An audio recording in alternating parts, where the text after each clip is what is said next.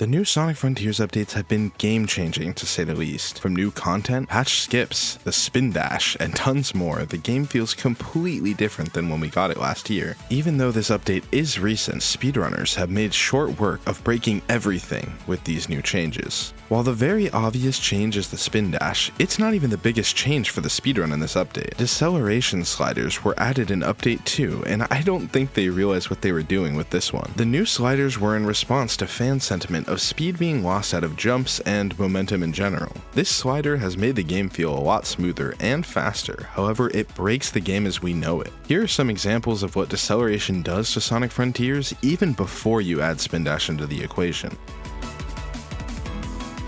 Yeah, unreal stuff. Deceleration set to 0 makes for a completely different game. This nearly looks like a totally revamped physics mod, but this is official. This change was so broken that the speedrun moderators were forced to split the IL boards into unrestricted and restricted in response. It truly is that broken. The reason why this slider works so well is because you can reach max speed and jump out of the boost. When deceleration is set to 0, you will not lose speed at all. While the deceleration was way too much before, allowing players to move this setting to 0 is too far. The original layouts of the open zone and cyberspace stages were just not made for this sort of thing, and we get these absurd strats as a result. Open zone is affected heavily too. Open zone platforming sections were previously skippable with speedrun tech, but now it's simple to entirely avoid hard sections of movement with these sliders. Deceleration is a big change, but there's another change that has also shaken up the speedrunning community quite a bit: the Spindash. While it doesn't break the game alone, it definitely makes deceleration hit even harder. Spindash hasn't been included in a mainline Sonic game for quite some time, but this is one of the most powerful iterations of the move.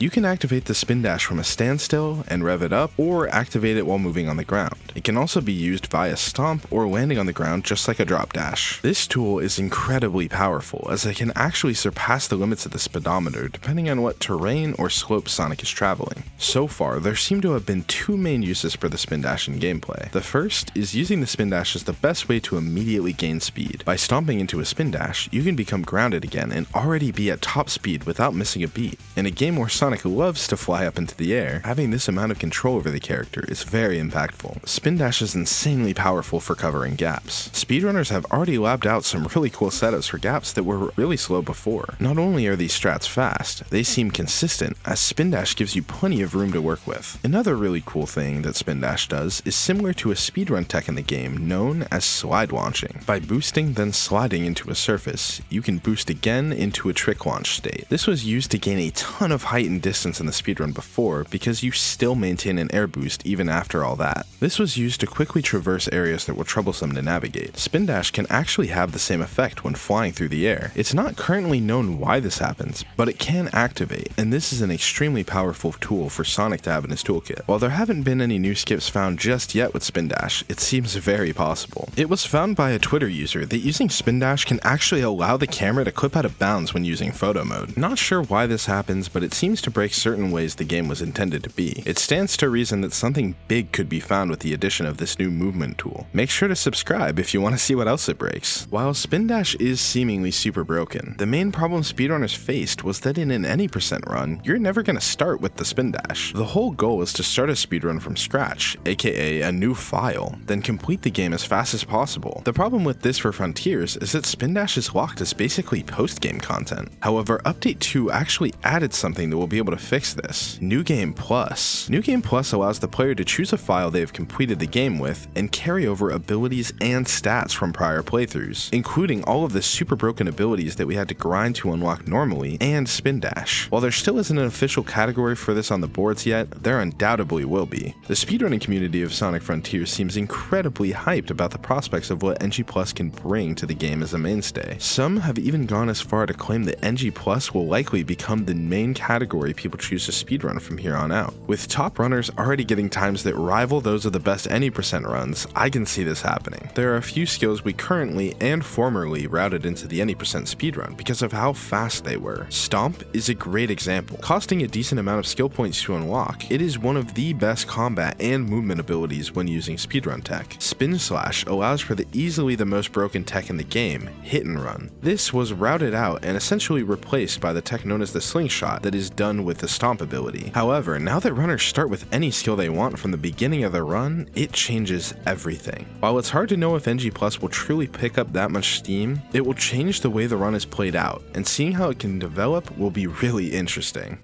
But enough about what's been broken. Let's check out some of the things the devs fixed. While most of the speedrun tech and strats seem intact, Wyvern Escape Skip was actually patched out with this update. Wyvern Escape Skip worked by getting text storage from bosses in the area, then clearing the text while on this wall. The wall would hold you in place near the end of the path of the chase sequence, instead of warping you to the start like normal. This would not only skip the chase sequence, but allow Sonic to die during the following cutscene, allowing us to skip it. While I don't think this patch was really targeted at the speedrunning community, it did affect us. They patched the property that allowed the walls to hold Sonic in place, even through the code that was supposed to warp him away. One of the main theories by community members was that a playtester may have found this bug during the new challenge content in the game by ending the challenge time while stuck on a wall. While a relatively small change for the casual player, it is a massive hit to the community, as this strat was theorized and labbed out for weeks. Wes became one of the biggest skips in the game early on, and will sadly be missed.